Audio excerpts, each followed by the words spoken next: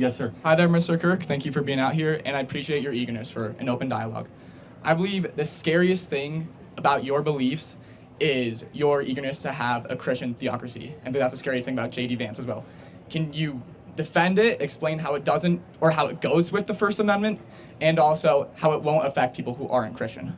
Well, I don't want a theocracy. I want this. I want the Constitution. So I want a free society.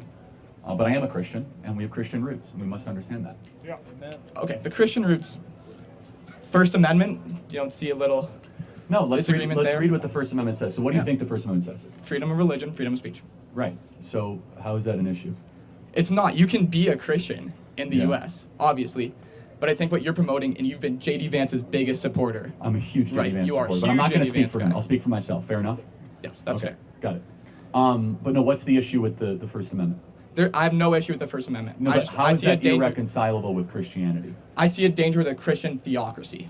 Well, I agree. I'm not a theocrat. I want a free society. You support people who are Christian theocrats. Well, it depends. I mean, I might agree with them on certain issues. Vance is a huge Christian theocrat. Again, I will speak for him on this. He wants what I want. He wants a restoration of a free society. He wants a Christian society. Well, a Christian society is different than a theocracy. Well, you'd agree. If you want the most Americans to be Christian, it's different than the composition of the government that you want, right? I agree with that. Yeah, so I want a revival of Christianity in this country. I want people to give their life to Jesus in huge numbers, but I want a government that is rooted in the Constitution and is a Republican, small r Republican form of government. Fantastic. You defended that very well. I think you often correlate that Christianity to the loss of masculinity in the country. Would that be correct? Sometimes. Yeah, I think that as America has become more secular and feminine, we've become less Christian, for sure. But I think that men who understand the gospel and understand the scriptures will take ownership of their life, of their family, and then their country, for sure. Okay, but there's exceptions to that. You have said that lost masculinity and also persecuting whites has been leading to Auschwitz, correct? Well, that's not exactly what I said, but yes, I said if you single out a group based on skin color or heritage, that is how you get Auschwitz, which is quite a statement, but there's a lot of steps and sequences before you get to Auschwitz, but yes. We don't see any dichotomy with that and being a Christian society. Well, that's how we get there. If you look at... Oh, okay, so you think Nazi Germany was Christian? I'm saying Hitler defended himself in Christian belief. He used nationalistic German ideas. He said, this is what Germany was, this is what we want Germany to return to. And that's why he rose to power. He rose democratically. Okay. So, first of all, I'm not going to get too deep into this, but I think we should all, myself included, do a better job. Not everything is Nazi Germany. Do we agree? Yes, you did say that. No, I said I could do a better job of that, right? Okay. So there are plenty of other examples in history to point to that are not Nazi Germany, right? Yeah. But this idea that Adolf Hitler was some sort of like devout Christian or would use Christian symbology or imagery is very, very flawed. He was a nationalist socialist, mind you. Nazi literally means the Nationalist Socialist Workers' Party. But there were a lot of Christians and pastors that he imprisoned and killed, Dietrich Bonhoeffer being one of them. There was a lot of conscientious objectors in Nazi Germany that resisted Hitler. But the bigger issue in Nazi Germany was churches that did nothing. They didn't agree or disagree, but they were just sat idly by. And so what I say as a Christian, again, overusing the Nazi Germany comparisons, is we as Christians should not sit idly by when evil is occurring. And I think that's a lesson to take out of Nazi Germany. That's right. Completely fair. Cool. But I think it goes beyond national Germany. I think a lot of nationalism has ties with religion beyond Nazi Germany. If you look at Cambodia, if you look at Turkey, if you look at Italy in the 1930s, they directly correlated religion with their nationalism. Not always. Mao's China was explicitly atheist, right? Stalin was explicitly... But Mao wasn't fascist. Well, he was a murderer. He was really bad. Yes. Right? But again, how you define it, he had government control over everything. Mao was one of the greatest evils ever. Explicitly atheist. Stalin was explicitly atheist, right? So nationalism is also a very healthy thing at times too. It does not always lead to extreme horrors. Do you agree? I think you can differentiate nationalism and patriotism. Okay. I think I don't have any fears with patriotism. What I think is nationalism, what you probably think is patriotism, so I'll grant you that. But the idea, what we're living through is inverse nationalism, where we're told that our symbols are terrible, our history is crummy. And I don't disagree. No, you don't like that, right? No. But yes, nationalism can get too far, of course. but we're not even in that arena or that ballpark. I think we are close to that. I think people believe that Trump's a messiah. That's what scares me. I don't hold that view. Jesus Christ is my Messiah. I think people who support you hold that view, and that scares me. I don't know if anyone here thinks Trump is a Messiah.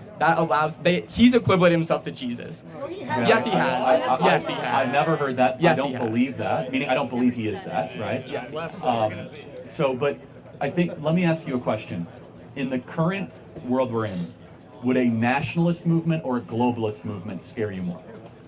I believe within this country, a national movement. I'm not a globalist. I know you're not. I thought we should have gone out of Afghanistan. I disagree with a lot of left policies on globalism. I think for me, as not being a Christian, I'm afraid of nationalism. I'm afraid of how that leads to removing abortion rights. I believe that how that relates to only allowing immigrants who are Christian. That's my greatest fear.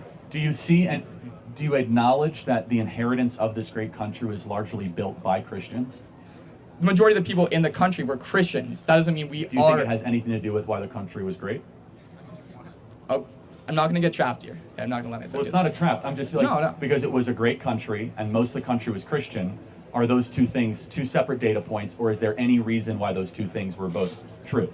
I think there's a link, but I think there's plenty of immigrants who were not Christian. I think Jewish people. I think immigrants of all countries. Yeah. Just because you have the majority of Christians in the country, and America being a great country, doesn't mean that they're inextricably linked. Let's take the Christian element out of it. Yeah. Let's just say the majority of the country was religious. Do you think the country was better when most of the country was religious and going to a church, a religious service, believed that there was a God, that they believed that there was something higher than them, that there was something holding them accountable? Do you think the country was better then? Depends who you were in the country. If you were a slave, if you were an immigrant, if you're a person who wasn't Christian being persecuted, I would say no. 1980s. We didn't have slaves in the 1980s. No, we did not have slaves in that. Right, you're bringing up the moral majority. Yeah, so like the 1980s, which objectively, there's this whole movement to bring back the 80s, right? Yeah. Was the country, was there anything to the point, I'm asking for a reason, when more people believed in God? I don't think it was believing in God. I think we were just less polarized as a people in the 80s. Yeah, so of course, you know my belief. My belief is that when a country becomes less religious, more secular, something fills that void. And that void right now is leftism. That void is BLM movements, the trans stuff, Democrat politics. And so you can have high opinions or low opinions of Christianity, but would you agree with Richard Dawkins, who's an atheist, that he likes Christian society? Yeah, I think it depends what Christian society. I think a modern day Western Christian society, I don't necessarily have a problem with. I think sects of Christianity, certainly KKK, certainly FODS, I have problems with. Yeah, I don't think they're going to find any KKK here, so. Yeah. But those are the people, I'm saying, fair enough, the far Christians are voting for Trump. Far Christians are not voting for Kamala Harris. You're coming after this from a great perspective. I don't think you're going to believe me, but I hope I plant a seed. That you have an idea that's largely pushed by the media, that there's a bunch of like super KKK radical people that are waiting to take over the country, when in reality your average Christian's like this guy who just like wears a cross and I would imagine believes in Christianity because you have a cross? Okay, good. Not everyone does. And it's just like you know what I mean? Just like a pious person that believes there's a creator and we are not him, and wants to go to church service and is doing their best and falls short. You know, but what I'm getting at is the mechanisms of a religious society is good for everybody. When somebody walks around and thinks that you were created and that you're not God, you tend to have better citizens. That's completely fair. And I think religion grounds a lot of people. I'm saying Yes. I experienced anti-Semitism because of someone's religion in high school. I'm sorry. They were not pious. You say everyone's pious. No, not everybody. I think it's less people than you think are pious. Okay, fair enough. And you have a life experience that has shaped your view, Right. and now you have. You don't have that life experience. No, I don't. I have the opposite perspective, and that's fair enough. Are you Jewish? I am. Okay.